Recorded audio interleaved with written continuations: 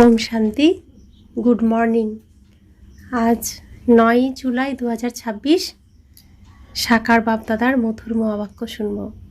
আজ সদ্গুরুবার, বৃক্ষপতি বাবা সদ্গুরু, তিনি গুরুরূপে আমাদেরকে সত্য পথ দেখাচ্ছেন, গাইড করছেন, সুখের রাজ্যে নিয়ে যাওয়ার জন্য পথ দেখাচ্ছেন।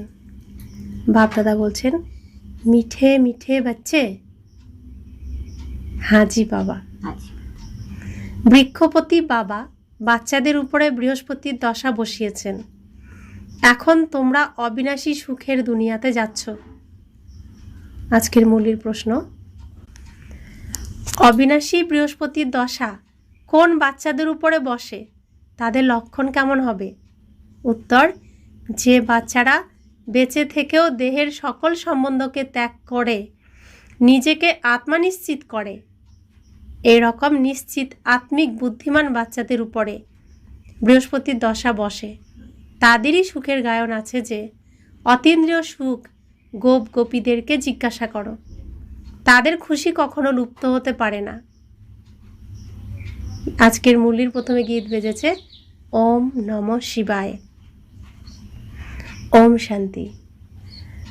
তো বাবা কি বলেছেন যে বৃহস্পতির দশা কোন বাচ্চাদের উপরে বসে আর তাদের লক্ষণ কি বুঝেছেন? বলছে যারা দেহসহ দেহের সমস্ত সম্বন্ধকে ত্যাগ করতে পারে, নিজেকে আত্মা মনে করতে পারে, তারা হলো আত্মিক বুদ্ধিমান, আর তারা অতীন্দ্রিয় সুখ অর্থাৎ আত্মায় সুখ পায়, সুখী হয়, ইন্দ্রিয়ের প্রয়োজন হয় না। তাদেরকে বলা হয় গোপ গোপী, যারা অতীন্দ্রিয় সুখ পায়। ওম শান্তি। বাচ্চারা বাবার মহিমা শুনেছে। আজকের দিনকে বলাই যায় বৃক্ষপতি, বৃক্ষপতি ডে, যাকে মিলিয়ে বলা হয় বৃহস্পতি। একে গুরুবারও বলা যায়, না কেবল গুরুবার বরং সদ্গুরুবার। বাঙালিরা এটাকে খুব মান্য করে। বাঙালিরা লক্ষ্মী পুজোও করে গুরুবারে, খুব মানে। গাওয়া হয় যে মনুষ্য সৃষ্টির বীজ রূপ, এই জন্য বৃক্ষপতি বলা হয়। তিনি বীজও আবার তিনি পতিও। বৃক্ষের বীজকে বাবাই বলা হয়, তার থেকে বৃক্ষ উৎপন্ন হয়। এটা হলো মনুষ্য সৃষ্টিরূপী বৃক্ষ, এর বীজ উপরে থাকে, যে তিন লোকে সবার উপরে বাবা বসে আছেন বীজ রূপে। তো এই মনুষ্য সৃষ্টির এই বৃক্ষটা উল্টো ঝাড়। এমনি গাছগুলো, বৃক্ষগুলোর বীজ থাকে নিচে, গাছ উপরে থাকে। তো এখানে গাছ হচ্ছে বীজ হচ্ছে ওপরে, গাছ নিচে। অরিজিনালি পরমধাম হলো নিচে, আমরা ওপরে বসে আছি ছাদে হিসেব মতো।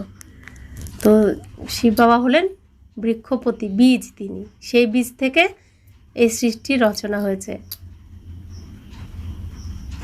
তো বাবা বলছেন বৃক্ষের বীজকে বাবাই বলা হয়, তার থেকে বৃক্ষ উৎপন্ন হয়। তোমরা জানো যে আমাদের অর্থাৎ এই বাচ্চাদের উপরে এখন অবিনাশী বৃহস্পতির দশা আছে, কেননা অবিনাশী স্বরাজ্য প্রাপ্ত হচ্ছে। তো যারা প্রজাপিতা ব্রহ্মাকুমারী ঈশ্বরীয় বিশ্ববিদ্যালয়ে পরমপিতা পরমাত্মার ছত্রছায়া এসে গেছে, তাদের উপর এখন বৃহস্পতির দশা, গুরু সহায়। আর যারা এর বাইরে রয়েছে তাদের উপরে রাহু আর রাহুর দশা, কেতুর দশা, শনির দশা, তো যত গ্রহের দশা। তো আমরা এখন বৃক্ষপতির ছত্রছায়ায় রয়েছি, সেজন্য আমরা এখন সুরক্ষিত। তো আমরা এখন অবিনাশী স্বরাজ্য প্রাপ্ত করছি, এখন আমাদের বৃক্ষপতির দশা চলছে। সত্যযুগকে বলাই যায় অবিনাশী সুখধাম, কলিযুগকে বলা যায় বিনাশী দুঃখধাম।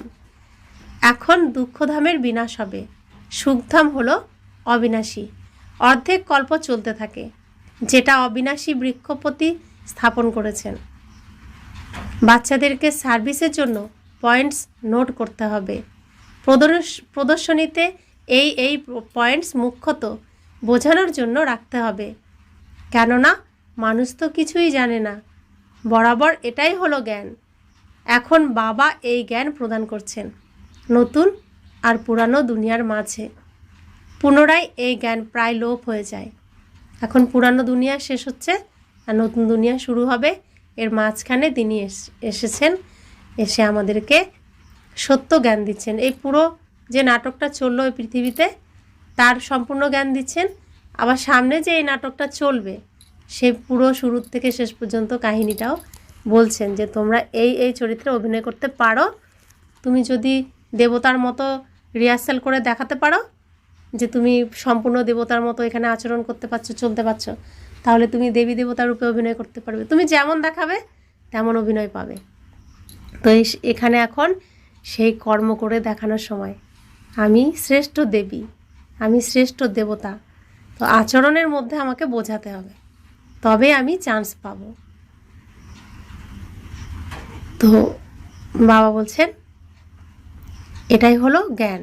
এখন বাবা এই জ্ঞান প্রদান করছেন নতুন আর পুরানো দুনিয়ার মাঝে। দেবতাদের মধ্যে এই জ্ঞান থাকে না। যদি এই চক্রের জ্ঞান থাকতো তাহলে রাজত্ব করার ক্ষেত্রে মজাই আসতো না। এর জন্য এই সৃষ্টিতে আমরা যে অভিনয় করতে আসি নিয়ম কি, আগে কি অভিনয় করেছি আমাদের মনে নেই, সামনে কি অভিনয় করব তাও মনে নেই, জানি না। জানার জন্য আমরা জ্যোতিষীর কাছে যাই ভবিষ্যতে কি হবে। তো এই জীবনেই আমি জানি না কাল কী হবে, তো জন্মের পর কি হব সেও জানি না। এটা হচ্ছে এই নাটকের নিয়ম। কারণ অতীতের কথা জানলেও দুঃখ পাবো, ভবিষ্যতের কথা জানলেও দুঃখ পাবো। তো বর্তমানে আমি যেটুকু সময় পেয়েছি সেটুকু আমাকে পুরো সুন্দর করে অভিনয়টা কমপ্লিট করতে হবে। কারণ আজকে আমি খুব ভালো জন্ম পেয়েছি, কাল কি জন্ম পাবো জানি না। কালকে খারাপ জন্ম পেলে তাহলে আজকের দিনটা তো আমার চিন্তা থাকবে, কালকে এমন হব, কালকে এমন হব, তো আজকের দিনটা পুরো কী হবে, নষ্ট হয়ে যাবে না। সেই জন্য এই নাটকের এই নিয়মটা নেই যে সামনে আমি কি অভিনয় করব জানতে পারবো, বা গতকাল আমি কি অভিনয় করেছিলাম, মানে গত জন্মে কি অভিনয় করেছিলাম। এখন যেহেতু আমি বাবার কাছে রয়েছি, ত্রিনয়ন প্রাপ্ত হয়েছে, আমার মধ্যে সমস্ত জ্ঞান এসে গেছে, সেজন্য আমি জানি কাল আমি দেবী দেবতা হব। আমার ভবিষ্যৎ আজকে আমি জানি, কিন্তু যখন সেখানে চলে যাব অভিনয়ে তখন জানবো না, তখন ভুলে যাব, কিছু মনে থাকবে না এই জ্ঞান। তো বাবা বলছেন এখনও তোমাদের এই খেয়াল আছে তাই না, রাজ্য নিয়েও কি পুনরায় আমাদের এই অবস্থা হবে? কিন্তু এটাই তো ড্রামা তৈরি হয়ে আছে। আমরা এখন জানি সত্যযুগ ত্রেতা যুগে আমরা সুখ পাবো, দাপর যুগ থেকে দুঃখ শুরু হবে। চাইছি না দুঃখটার সিন করতে, দুঃখের সিনটা তো চাইছি না, কিন্তু করতেই হবে, এটাই নিয়ম। সুখের সিন করলে দুঃখের সিনেও অভিনয় করতে হবে, যতটা সুখ ততটাই দুঃখ। কিন্তু আমাদের ক্ষেত্রে দুঃখটা একটু কম। কেন? কারণ বাবা আমাদেরকে রচনা করছেন, বাবা আমাদের জন্য রাজধানী স্থাপন করছেন, তো আমরা সুখের পরিমাণই বেশি পাবো, তাই না? কিন্তু দুঃখের অভিনয় করতেই হবে, মুক্ত হতে কেউ পারবে না। অল্প বিস্তর কিছু অভিনয় তো করতেই হবে। তো বাবা বলছেন চক্রকে পুনরাবৃত্ত হতেই হবে। ওয়ার্ল্ডের হিস্ট্রি জিওগ্রাফি রিপিট হচ্ছে।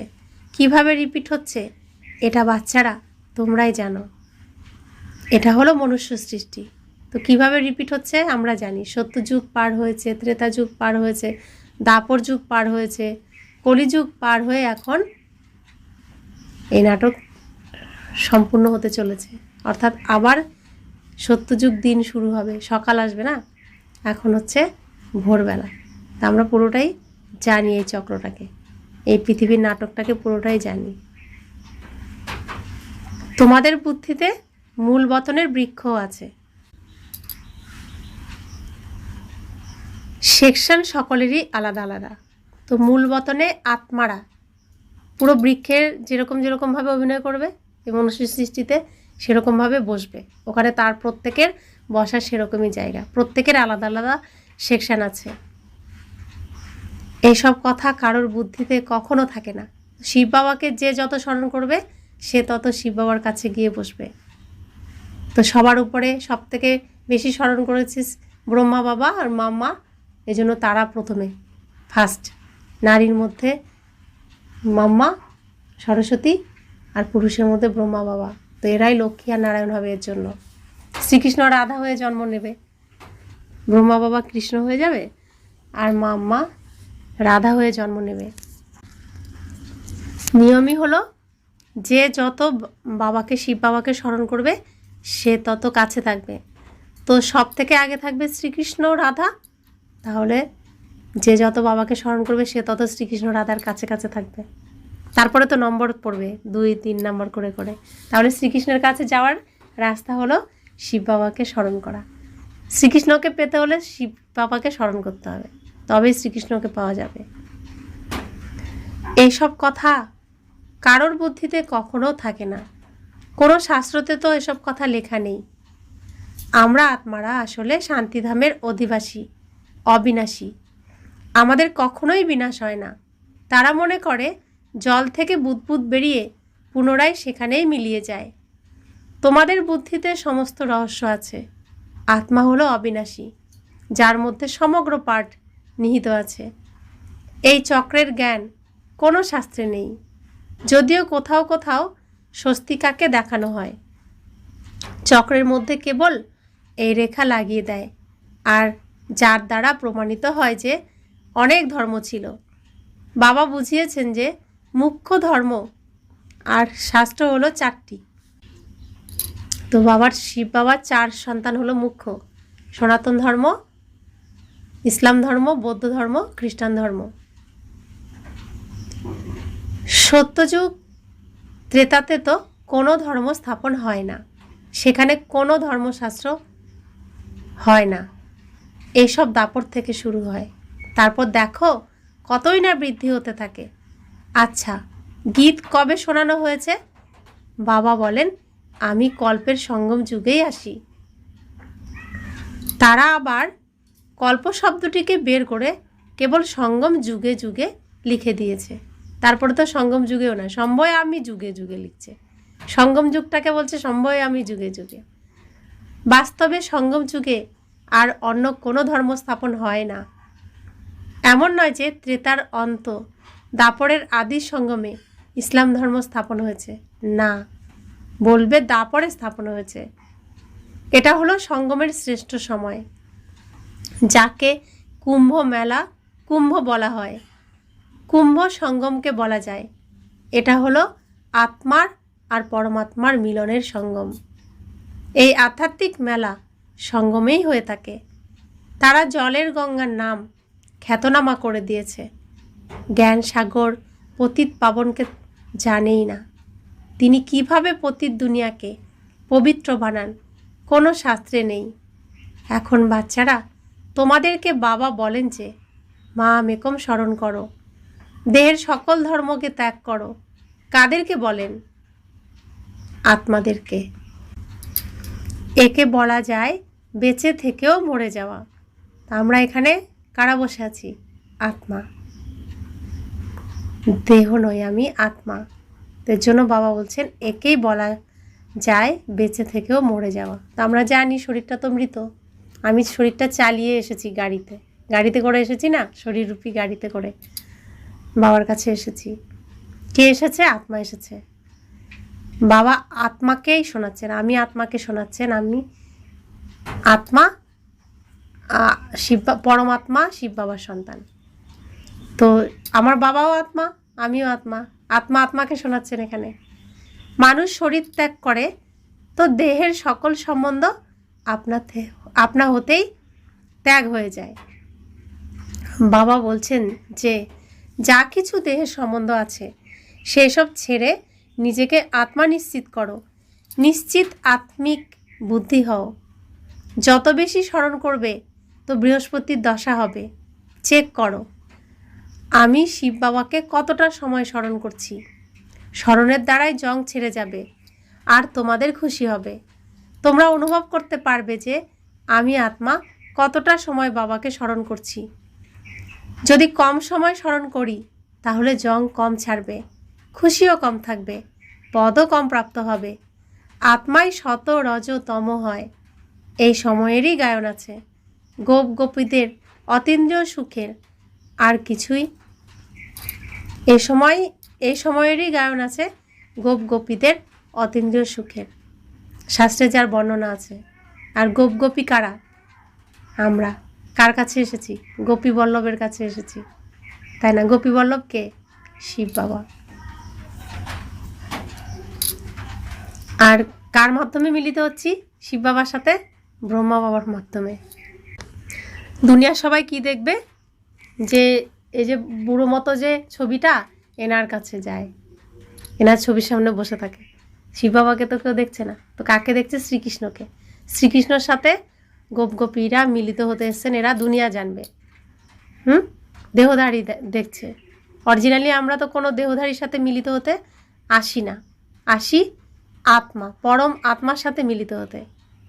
আমরা তো ব্রহ্মা বাবার দেহকেও দেখি না, আমরা দেখি দুই ভ্রুকুটির মাঝখানে শিব বাবাকে, তাই না? তো এটারই কত লীলা। আমরা এসছি শিব বাবার সাথে মিলিত হতে, আর আমাদের পরিবারের যারা আছে তারা দেখছে আমরা ব্রহ্মা বাবার সাথে মিলিত হতে এসেছি। তো এর কত নিন্দা। এরই শাস্ত্র তৈরি হয়েছে। তো বাবা বলছেন আর কিছুই স্মরণে আসে না এক বাবাকে ছাড়া, তবেই খুশির পারদ চড়বে। আমাদের উপর বৃহস্পতির দশা অথবা সদ্গুরুর দশা আছে। পুনরায় কখনো যদি খুশি লুপ্ত হয়ে যায় তো বলে বৃহস্পতির দশা পরিবর্তিত হয়ে রাহুর দশা বসে গেছে। কেউ অনেক ধনী হয়, কেউ সাতটা লাগায় এবং দেউলিয়া হয়ে যায়। ভারতেই যখন গ্রহণ লাগে তখন বলে যে দান করো, তাহলে গ্রহণ ছেড়ে যাবে। তোমাদের দেবী দেবতা ধর্ম 16 কলা সম্পূর্ণ ছিল, তার এখন গ্রহণ লেগেছে, রাহুর দশা বসেছে। এই জন্য দেবতাদের সামনে গিয়ে গাইতে থাকে, আপনি সর্বগুণ সম্পন্ন, 16 কলা সম্পূর্ণ, সম্পূর্ণ নির্বিকারী, অহিংসা পরম ধর্ম, মর্যাদা পুরুষোত্তম। আমরা পাপী, কপট, নিজে নিজে গিয়ে বলে না মূর্তির সামনে গিয়ে।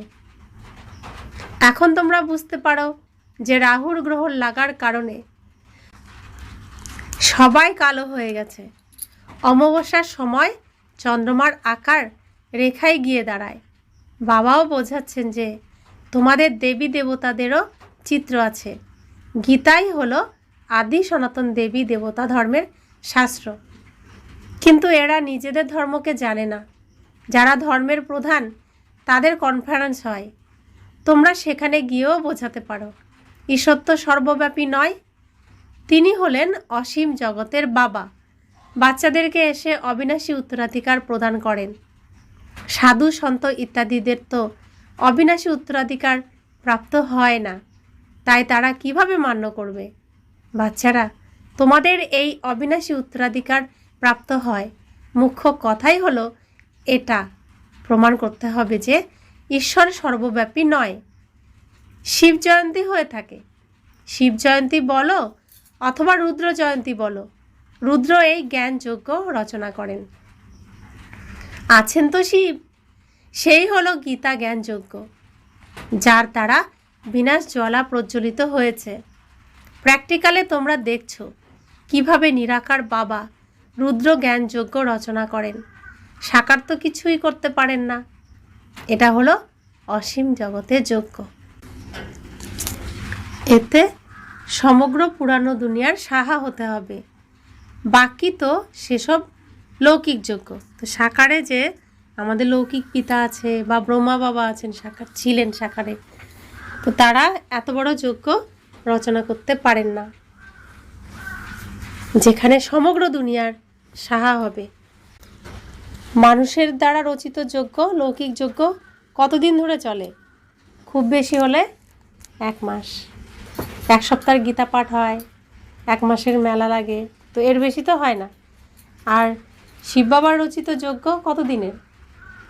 100 বছরের, যার মধ্যে এই জগতের প্রত্যেকটি জিনিস সাহা হবে, পুরোটাই চেঞ্জ হবে। তাই এখানকার কিছুই থাকবে না সত্যযুগে।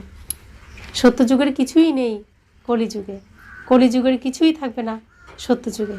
তো রাতের যে সিন সেটা তো দিনে থাকে না, দিনের যে সিন সেটা রাতে থাকে না, এটাই নিয়ম। কতই না রাত দিনের পার্থক্য আছে। বাবা বলেন যে এটা হলো রুদ্র জ্ঞানযজ্ঞ, বিনাশও হতেই হবে। তোমরা যখন পাশ হয়ে যাবে, সম্পূর্ণ যোগী আর জ্ঞানী হয়ে যাবে, তখন পুনরায় তোমাদের জন্য নতুন দুনিয়া, স্বর্গ চাই। নরকের বিনাশ অবশ্যই চাই। রাজস্ব অশ্বমেধ শব্দও ঠিক আছে। তারা ঘোড়াকে সাহা করে। বাস্তবে এটা হলো তোমাদের এই রথ।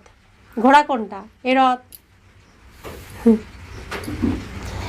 এক দক্ষ প্রজাপতিরও যজ্ঞ রচিত হয়, তারও কাহিনী আছে। এখন বাচ্চারা, তোমাদের কতই না খুশিতে থাকতে হবে। আমাদের বৃক্ষপতি বাবা পড়াচ্ছেন। স্বয়ং যাকে পাওয়ার জন্য দুনিয়া কি করছে, তিনি আমাদেরকে পড়াশোনা করাচ্ছেন। আমাদের উপর এখন বৃহস্পতির দশা আছে। আমাদের অবস্থা খুবই ভালো। তারপর চলতে চলতে লিখতে থাকে, বাবা আমি তো বিষণ্ণ হয়ে পড়েছি। প্রথমে তো আমি খুবই খুশিতে ছিলাম, এখন জানি না কি হয়েছে। এখানে এসে বাবার হওয়া, এটা হলো বড় যাত্রা। সেখানে তীর্থযাত্রাতে যায় তো কতই না টাকা পয়সা খরচা করে। এখন এখানে তো দান করার কথাই নেই। এখানে কোনো পয়সাই খরচা করতে হয় না। সেসব হলো লৌকিক যাত্রা, তোমাদের হলো আত্মিক যাত্রা। লৌকিক যাত্রার দ্বারা কিছুই লাভ হয় না। গানেতেও আছে না, চারিদিকে ঘুরে বেরিয়েছ, তবুও জন্ম জন্মান্তর ধরে দূরে থেকে গেছ। এত তীর্থ, এত যাত্রা, এত নিষ্ঠা ভরে তার আরাধনা, দেশ দুনিয়া ঘুরে বেরিয়েও তাকে তো পাওয়া যায়নি। তিনি তো সেই দূরেই থেকে গেছেন। এখন তোমরা বুঝতে পেরেছ যে কত অসংখ্য যাত্রা করা হয়েছে। কোথায় না কোথায় মানুষ অবশ্যই যায়, মানে কোথাও না কোথাও যেতেই থাকবে তীর্থ করতে। হরিদ্বারে গঙ্গাজির কাছে অবশ্যই যায়, পতিত পাবনী গঙ্গা মনে করে, তাই না? এখন বাস্তবে তোমরাই হলে সত্যিকারের জ্ঞান গঙ্গা। তোমাদের কাছেও অনেকে এসে জ্ঞান স্নান করে।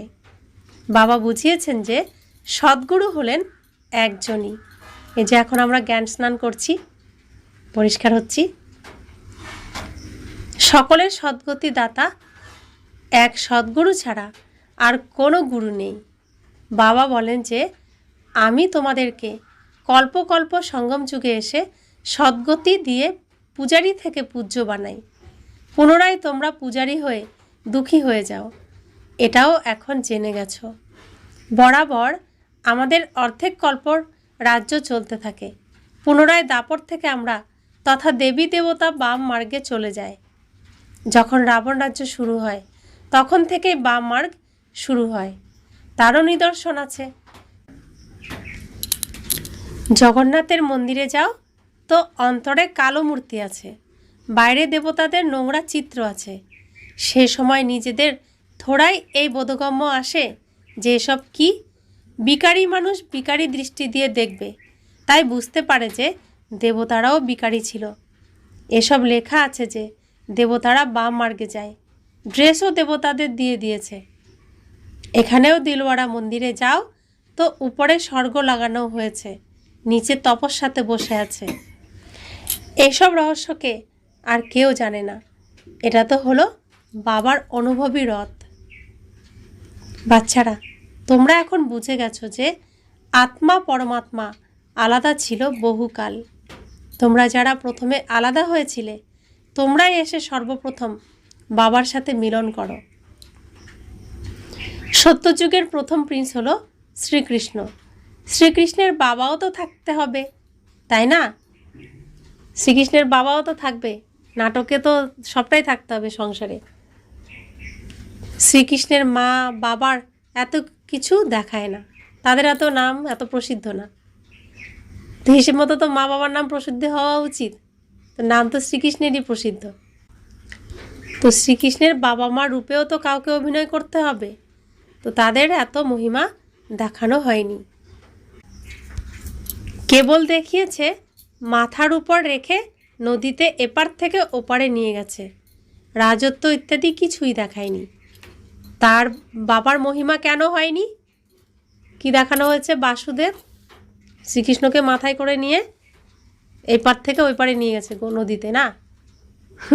তো এটার অর্থ কি? শিব বাবা হলো বাবা, আর শ্রীকৃষ্ণকে মাথায় করে কলিযুগের এই বিষের নদী থেকে ওই পারে ক্ষীরের নদীতে নিয়ে গেছে, তাই তো? তো বাবার মহিমা কেন দেখানো হয়নি এত? এখন তোমরা জানো যে এই সময়ে শ্রীকৃষ্ণের আত্মা ভালোভাবে পড়াশোনা পড়ছে, যে কারণে মা বাবার থেকেও উচ্চপদ প্রাপ্ত করেছে। তোমরা বুঝতে পেরেছ যে আমরা শ্রীকৃষ্ণের রাজধানীতে ছিলাম, স্বর্গে তো ছিলাম, তাই না? তারপর আমরা চন্দ্রবংশী হয়েছি। এখন পুনরায় সূর্যবংশী হওয়ার জন্য শ্রীমতে চলে পবিত্র হয়ে পবিত্র দুনিয়ার মালিক হব। প্রত্যেকে নিজের অবস্থাকে দেখতে পারো। যদি আমি এই সময় শরীর ছেড়ে দিই তাহলে কি গতি প্রাপ্ত করব? প্রত্যেকেই তা বুঝতে পারে। যতটা বাবাকে স্মরণ করবে ততই বিকর্ম বিনাশ হবে। মানুষের উপর কোনো বিপদ বা দুঃখ আসে বা দেউলিয়া হয়, তখন সাধুদের কাছে গিয়ে সাধু সঙ্গ করে। তারপর মানুষ মনে করে যে এ তো হলো ভক্ত, এ থোড়াই ঠকাতে পারে। এরকম 2 থেকে 4 বছরে অনেক ধনবান হয়ে যায়। তাদের অনেক লুকানো পয়সা থাকে। প্রত্যেকেই নিজের বুদ্ধির দ্বারা বুঝতে পারে। তাদের মধ্যেও অনেক আছে যারা অনেক কম সময় স্মরণ করে। এই জন্য বাবা বলেছেন যে নিজের কল্যাণ চাও তো নিজের কাছে নোটবুক রাখো, চার্ট নোট করো, আমি সারাদিন কতটা সময় স্মরণে ছিলাম। মানুষ তো সারা জীবনের হিস্ট্রি লিখেও ফেলে। মানুষ সারা জীবনের হিস্ট্রি লিখেও ফেলে, হিস্ট্রিও লিখে দেয়, বলেও ফেলে। তোমাদের তো কেবল স্মরণের চার্ট লিখতে হবে, এত হিস্ট্রি লিখতে হবে না। কতক্ষণ স্মরণ করছো শুধু এটুকু হিসেব রাখলেই হবে, নিজেরই উন্নতি হবে। বাবাকে স্মরণ না করলে তো উচ্চপদ প্রাপ্ত করতে পারবে না। বিকর্ম বিনাশী হবে না তো উচ্চপদ কিভাবে প্রাপ্ত হবে? তার ফলে শাস্তি ভোগ করতে হবে। যে শাস্তি ভোগ করবে না সেই উচ্চপদ প্রাপ্ত করবে।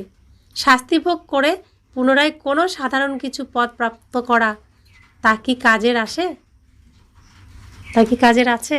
এত পড়াশোনা এত কিছু করে যদি অল্প পদ পাই তাহলে কোন কাজের পড়াশোনা? ধর্মরাজের কাছে শাস্তি যাতে না খেতে হয়, যাতে অসম্মানিত না হতে হয়, এই পুরুষার্থ করতে হবে। তোমরা দেখছো যে শিব বাবা বসে আছেন, আবার ধর্মরাজও আছেন, তোমাদেরকে সব কিছুই সাক্ষাৎকার করান। তোমরা এই করেছিলে, স্মরণে আছে? আমরা যে এই চরিত্র অভিনয় করেছি সত্যযুগ থেকে পুরো কলিযুগ পর্যন্ত, স্মরণে আছে? কিছু মনে আছে? এখন খাও শাস্তি, তারপর সে সময় শাস্তি ততই ভোগ করবে যতটা জন্ম জন্মান্তরে খেয়ে আসছে।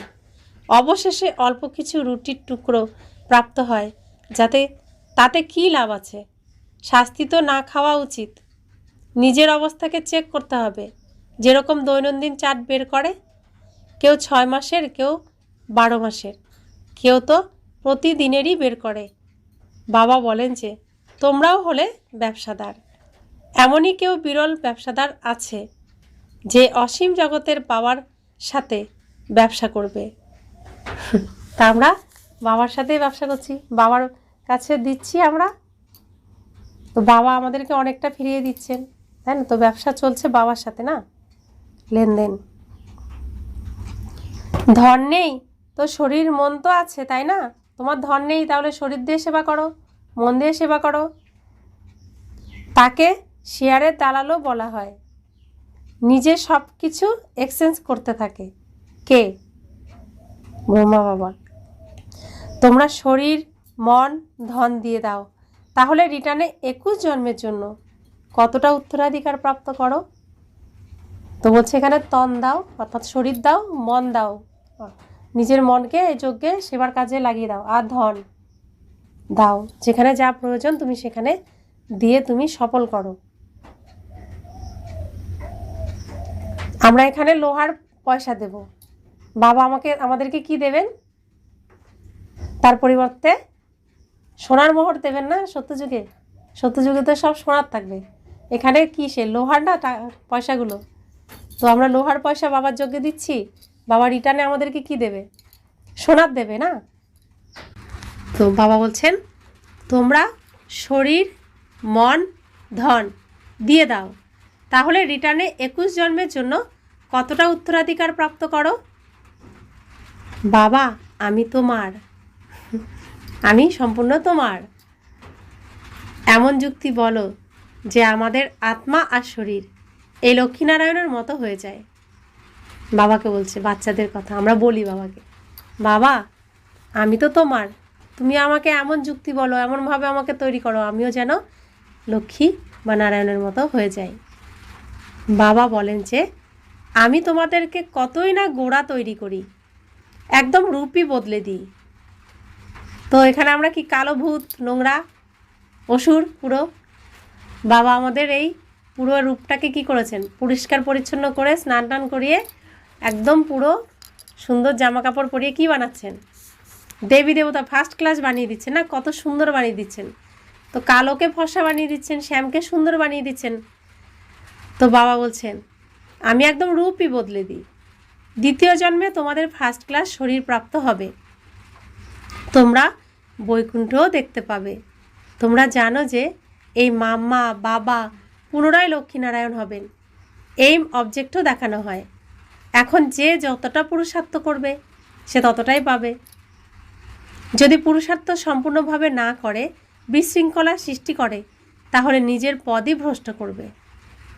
তো নিজেও করলো না, আবার আরেকজনেরটাও নষ্ট করলো, তো কি হবে? ডিসার্ভিস হয়ে যায়, তাহলে তার পদভ্রষ্ট হয়ে যাবে। अच्छा, मीठे मीठे सिकिला दे बच्चों प्रति माता पिता बाप दादा का याद प्यार और गुड मॉर्निंग। रूहानी बाप की रूहानी बच्चों को नमस्ते। हम रूहानी बच्चों की रूहानी माता पिता बाप दादा को याद प्यार, गुड मॉर्निंग और नमस्ते नमस्ते नमस्ते। शुक्रिया बाबा, शुक्रिया बाबा, शुक्रिया। धारणार जन्य मुख्य सार। प्रथम धारणा, নিজের অবস্থার চেকিং নিজেকেই করতে হবে। নিজের কল্যাণের জন্য দৈনন্দিন ডায়েরি রাখতে হবে, যেখানে স্মরণের চার্ট নোট করতে হবে। দ্বিতীয় ধারণা, অসীম জগতের বাবার সাথে সত্যিকারের ব্যবসা করতে হবে।